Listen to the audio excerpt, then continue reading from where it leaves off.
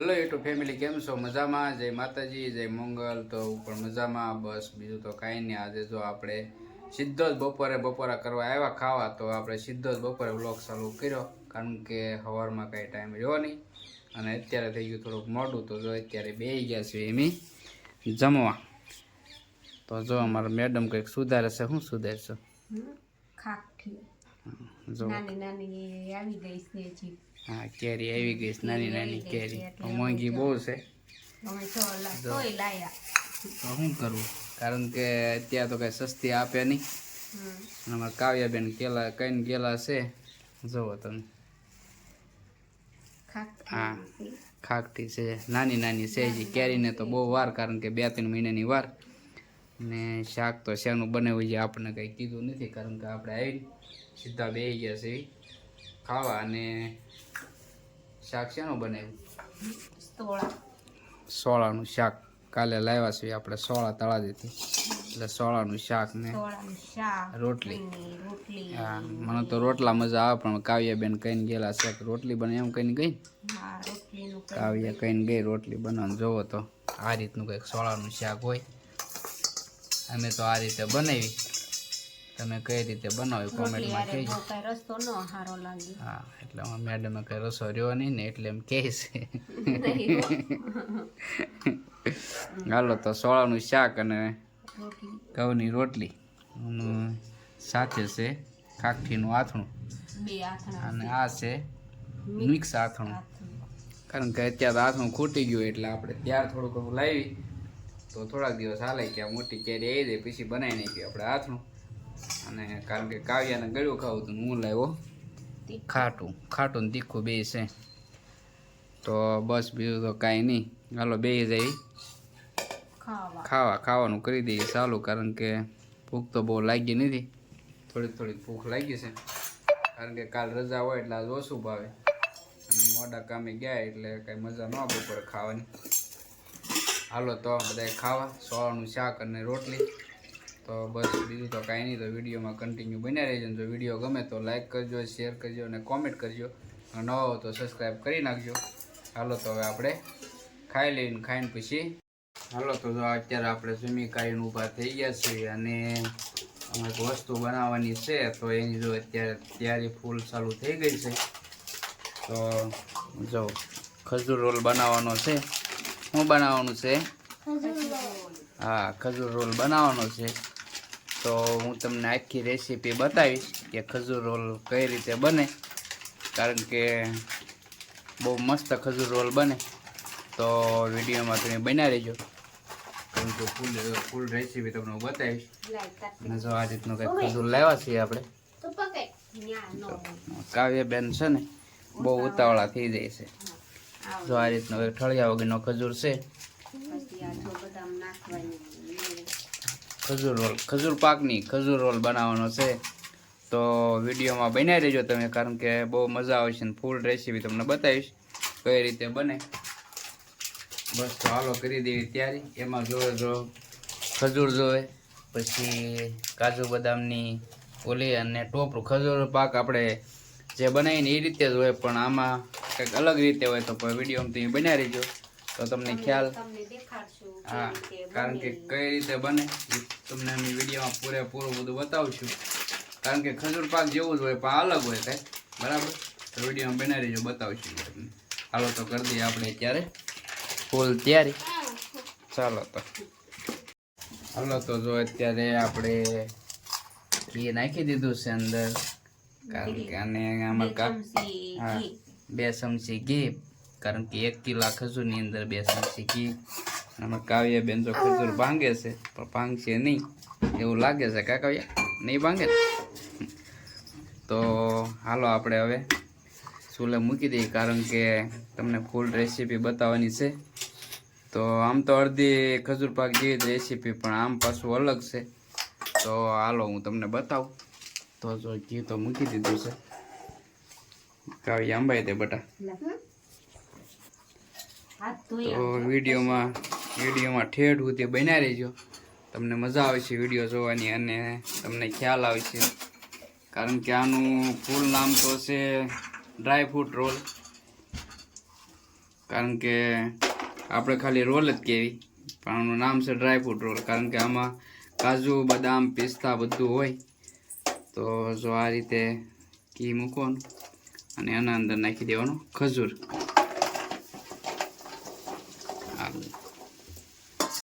હાલો તો જો પછી જો આ રીતે પછી આપણે કરી નાખવાનું કમ્પ્લીટ.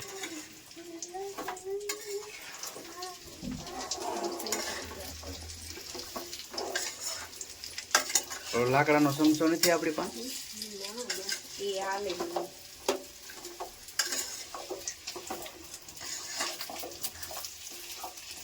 હાલો તો વિડીયોમાં કન્ટિન્યુ બન્યા રહેજો.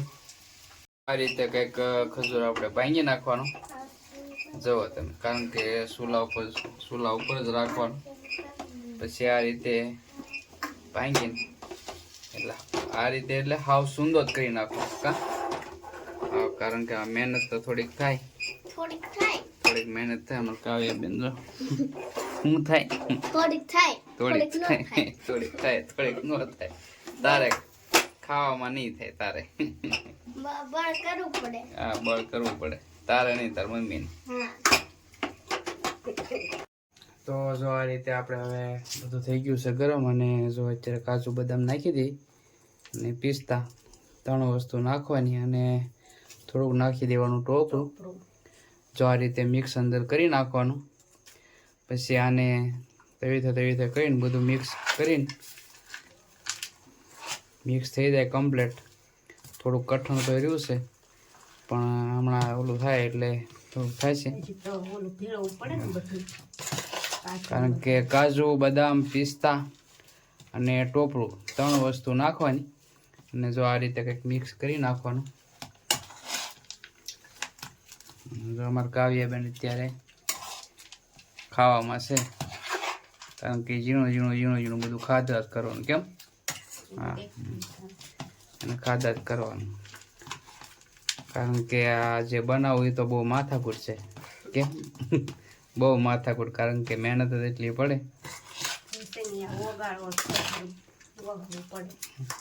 બસ હાલો તો વિડીયોમાં કન્ટિન્યુ બન્યા રહેજો.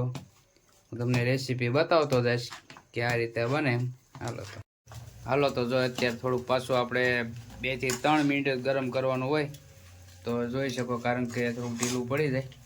બસ હાલો તો હવે વિડીયોમાં કન્ટિન્યુ બન્યા રહ્યો. હાલો તો બતાવો. જો અમારે કાવ્યાબેન એનું કામકાજ ચાલુ છે અત્યારે, ટોપરું લગાડવાનું કાવ્યા. અને અમારા મેડમ બનાવે છે રોલ. ના એ રોલ બનીને જો કમ્પ્લીટ થાય છે, ડ્રાય ફ્રૂટ રોલ. આમાં આને કહેવામાં આવે ડ્રાય ફ્રૂટ રોલ. કાવ્યા બસ આપણને આવડે નહીં ડ્રાય ફ્રૂટ રોલ બોલતો. તોતળીને આવડે નહીં કઈ બોલતો. Dry fruit roll roll. તું બોલતો ડ્રાય ફ્રૂટ રોલ.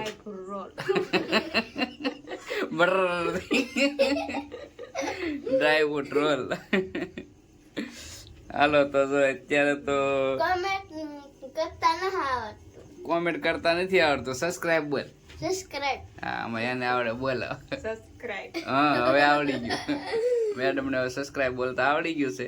સબસ્ક્રાઇબ તો જો આપણને પહેલા આવડતું નહીં, એ તો આપણે પહેલી વખત બોલવી એટલે ગમે એને ઓલું થાય.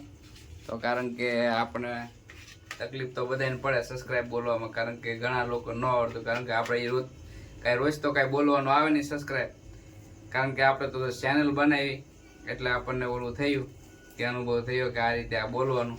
બાકી બીજા તો કોઈ બોલતા નહીં, એટલે પહેલી વખતમાં તો કદાચ કોઈ ન આવડતું. અમુકને આવડતું હોય, ન આવડતું એવું નહીં, પણ આપણને જ નહોતું આવડતું. આપણે ખોટું ક્યાં બોલવાનું કાં, કારણ કે અમારા મેડમ શીખી ગયા છે સબસ્ક્રાઈબર, એટલે હવે બોલે જઈએ કોઈ સબસ્ક્રાઈબ. હા, ક્યારેક ભૂલ પડે છે. કાવ્યા બોલતો સબસ્ક્રાઈબ. હા, કાવ્યાને આવડે છે, તો નવા હોય તો સબસ્ક્રાઈબ કરી નાખજો. અને અમારા કાવ્યાબેનની મહેનત તમને કેવી લાગે તો એ પણ કોમેન્ટમાં ખાસ જણાવજો. તો જો બનીને થઈ ગયું છે હવે આપણે કમ્પ્લીટ. અને અમારા મેડમની મહેનત જુઓ તમે, કારણ કે